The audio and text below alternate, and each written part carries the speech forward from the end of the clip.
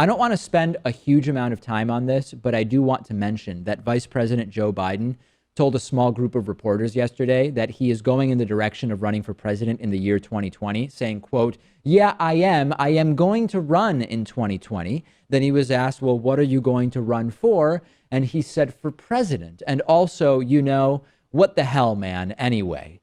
Also adding, I'm not committing not to run. I'm not committed to anything. I learned a long time ago, fate has a strange way of intervening. And we know that at least may be a reference to calls for Joe Biden to run for president this year and the horrible and sad passing of his son, Beau Biden, due to brain cancer.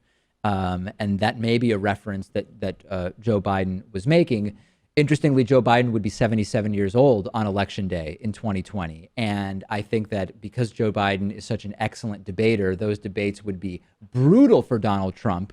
But age is a factor, and we've talked about the need for the Democratic Party to go younger rather than older. So while I absolutely love Joe Biden, fantastic debater, made mincemeat of Paul Ryan during the 2012 vice presidential debate, I don't know that Joe Biden is the path forward for the Democratic Party. Well, I think age is becoming less and less of a factor as lifespans continue to increase. But I think it's important, too, that in 2020 we put up someone with a strong personality, because I think that's the only way you're going to be able to take someone down like Trump. I agree with you. And taking out an incumbent president is going to be particularly difficult, I think, for someone who's nearly 80 years old and first ran for president in 1988. You need high energy. And I love Joe Biden's energy. And I think he's awesome. Again, this is not a critique of Joe Biden whatsoever. I think there's a strong case to be made that 2016 is when Joe Biden would have run.